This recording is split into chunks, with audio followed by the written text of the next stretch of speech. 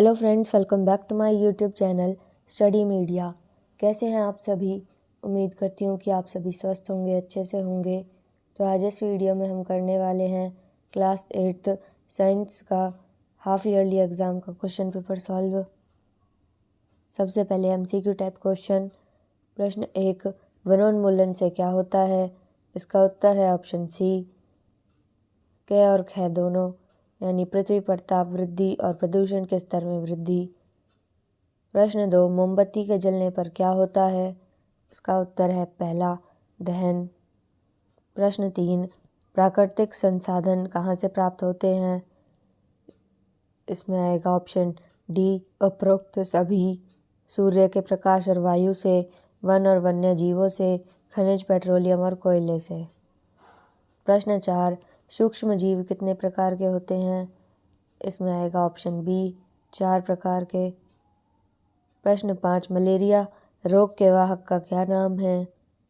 इसमें आएगा option A, मादा एनफिल्स मच्छर। प्रश्न 6, मिट्टी को उलटने पलटने एवं गोला करने की प्रक्रिया डैश कहलाती है? इसमें आएगा जुताई। प्रश्न 7, डैश जीवाश्मी ईंधन का एक उदाहरण है? कोयला। प्रश्न 8, मेंढक में बाह्य निषेचन होता है? सही।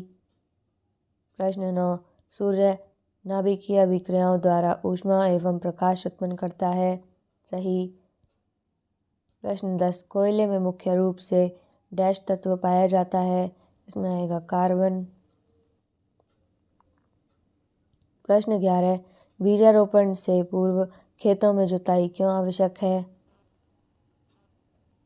इसका उत्तर है, फसल बोने से पहले किसान द्वारा मृदा की जुताई की जाती है। बीज बोने या रोपण से पहले मृदा को ढीला करने या खरीदने के लिए हल एक कृषि उपकरण है। बेहतर उपज प्राप्त करने के लिए मृदा के गुच्छों को तोड़ना आवश्यक है।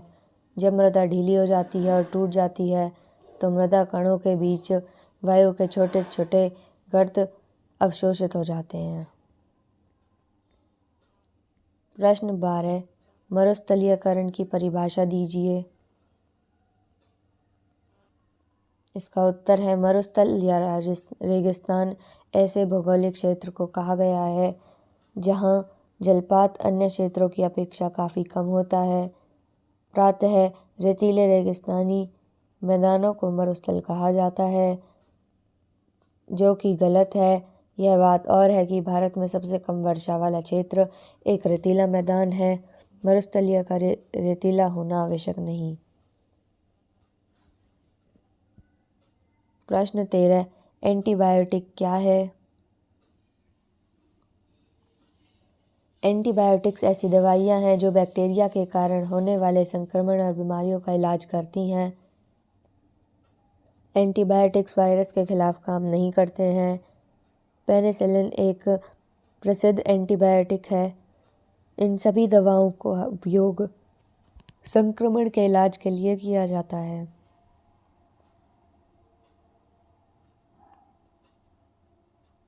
प्रश्न 14, पेट्रोलियम के विभिन्न संघटकों के नाम एवं उपयोग लिखिए। इसमें आएगा पेट्रोलियम के संघटक। पहला, द्रव रूप में पेट्रोलियम गैस उपयोग है घरों और उद्योगों में ईंधन के रूप में। पेट्रोल, मोटर ईंधन, वैमानिक ईंधन, शुष्क धुलाई के लिए विलायक, मिट्टी का तेल, स्टोव, लैंप और जेट वायुयान के लिए ईंधन। डीजल, भारी मोटर वाहनों और विद्युत जनरेटरों के लिए ईंधन। स्नेहक तेल, स्नेहन के रूप में पैराफिन, मोम, मरहम, मोमबत्ती, वैसलीन आदि में। बिटुमेन, पेंट एवं सड़क निर्माण में। प्रश्न 15, संकटापन जंतु किसे कहते हैं? उदाहरण सहित समझाइए। इसका उत्तर है, वे जंतु जिनकी संख्या एक निर्धारित स्तर से कम हो जाती है और वे विलुप्त हो सकते हैं, संकटापन जंतु कहलाते हैं। उदाहरण, सफ़ेद हाथी, समुद्री घोड़ा, पाइप फिश आदि। प्रश्न 16। कागज बहुत सरलता से आग पकड़ लेता है, परंतु वही कागज एल्युमिनियम के चारों तरफ लपेटने के पर ऐसा नहीं करता। कारण स्पष्ट कीजिए। इसका उत्तर है एल्युमिनियम ऊष्मा का सुचालक है। एल्युमिनियम के चारों ओर लपेटा गया कागज का टुकड़ा आग नहीं पकड़ता, क्योंकि ऊष्मा एल्युमिनियम से स्थानांतरित हो जाती है और कागज का ताप जलन ताप तक नहीं पहुंच पाता। प्रश्न 17। मोमबत्ती की ज्वाला का चिन्हित चित्र बनाइए।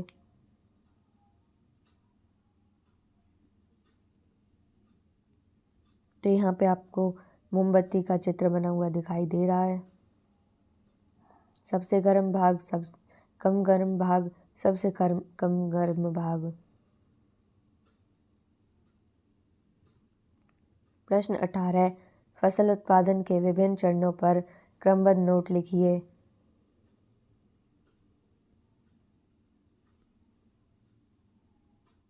फसल उत्पादन के चरण इस प्रकार हैं। ज़मीन की तैयारी, ज़मीन को फसल बोने के लिए तैयार करने के लिए जुताई, हल चलाना, मिट्टी को मिलाना और पलटना जैसी प्रक्रियाएं की जाती हैं। बीज का चयन, फसल के लिए अच्छी गुणवत्ता वाले बीज का चयन करना बहुत ज़रूरी है।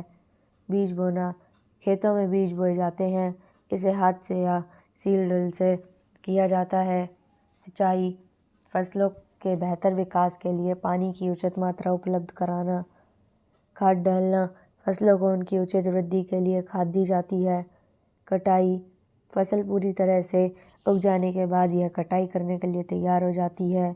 कटाई यांत्रिक या मैनुअल तरीके से की जाती है। भंडारण, अनाज को धूप में सुखाया जाता है और थैलियों में पैक करके भंडार गृहों में रख दिया जाता है।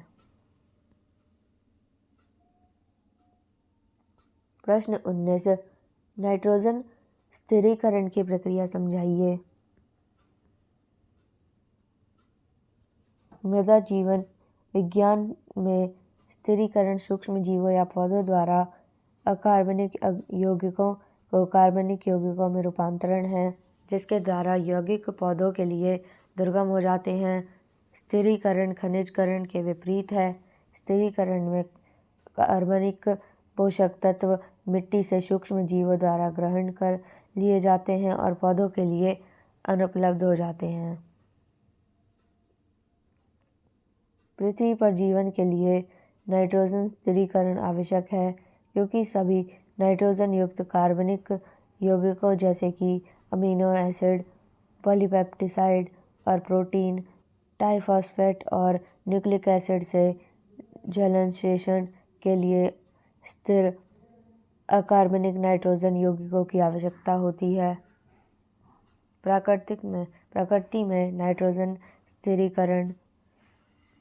में नाइट्रोजन को बिजली और पराबैंगनी किरणों द्वारा नाइट्रिक ऑक्साइड के रूप में स्थिर या संयोजित किया जाता है, लेकिन नाइट्रोजन की अधिक महत्वपूर्ण मात्रा मिट्टी के सूक्ष्म जीवों द्वारा अमोनिया नाइट्राइट और नाइट्रेट के रूप में